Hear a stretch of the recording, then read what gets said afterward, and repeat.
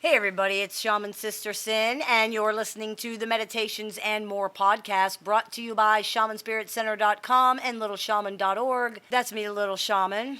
Today I wanted to talk to you about something I mentioned actually in a social media post, and many people asked me to expand upon it. That is touch deprivation, also known as skin hunger. This is something that many people in toxic and narcissistic relationships deal with, as well as many people who are not in toxic or narcissistic relationships. So I thought we could talk about it on the show today.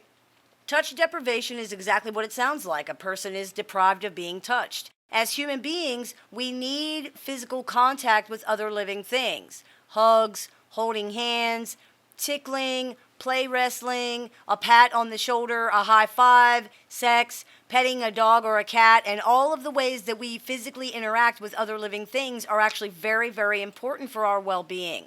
To illustrate how important this actually is, consider the sometimes astounding rate of infant mortality in orphanage, the number of infants that die in orphanages. Researchers have found that in group settings like an orphanage, where there is simply not enough time or staff to give children the attention that they need, babies who are only being given basic care fail to thrive. Some even die as a result of not being given the interaction we need as living things, even though they are being fed and basically cared for correctly. The children that do survive are often physically and emotionally stunted. They may be much smaller than others their age and cognitively delayed. Their behavior is actually often similar to children with very severe autism. They avoid eye contact, they don't talk, they don't smile at other people. As you may already know, there can be many other developmental and behavioral problems reported in children that were raised in orphanages in situations where they're neglected in this way as well.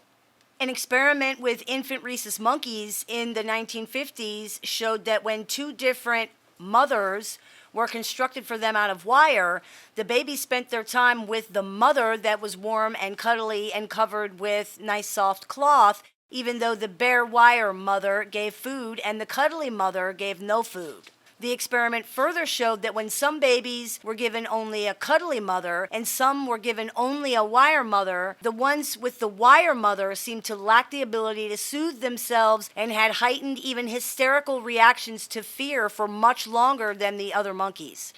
While I personally abhor this type of experimentation and I believe it to be horribly and even despicably cruel, it clearly demonstrates what damage can be done to a brain if there is no loving touch. Loving touch is not just essential for proper development in babies either. It is calming and essential for wellness in all human beings. It stimulates the vagus nerve and causes it to slow down your nervous system. It lowers your heart rate, your blood pressure, it calms down cortisol production, it releases serotonin and dopamine.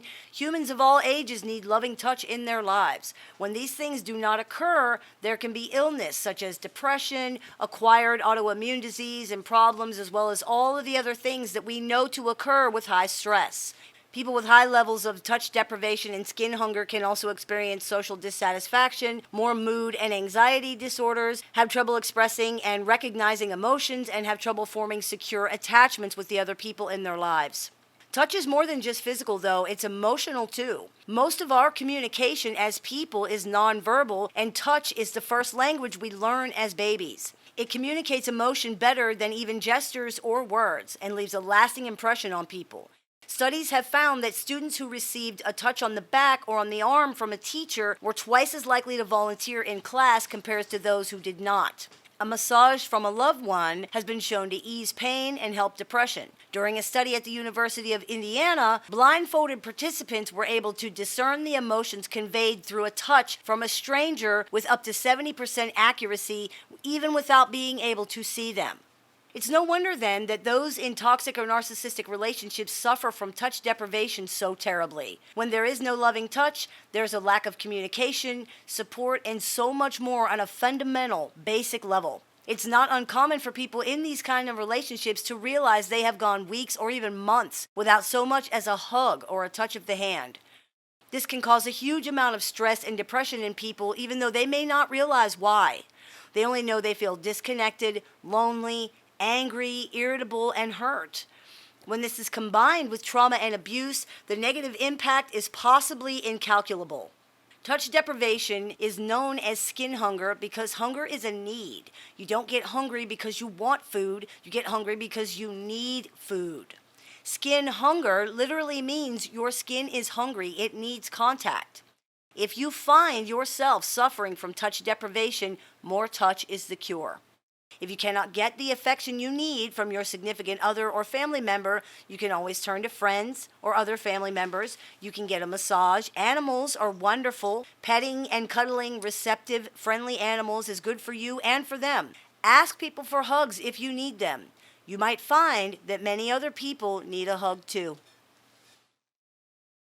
I hope this clears a few things up for you. As always, I look forward to your comments, questions, and suggestions, so please keep those coming. I take appointments online, over the phone, via Skype, via email, via text message, probably through carrier pigeon. So if you're interested in speaking with me one-on-one, you can visit littleshaman.org and click the appointments tab to go ahead and do that.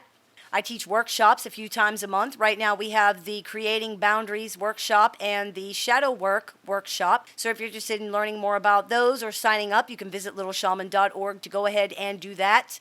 You've been listening to the Meditations and More podcast brought to you by littleshaman.org and shamanspiritcenter.com. That's me, the Little Shaman. May the Great Spirit bless you and have a wonderful day.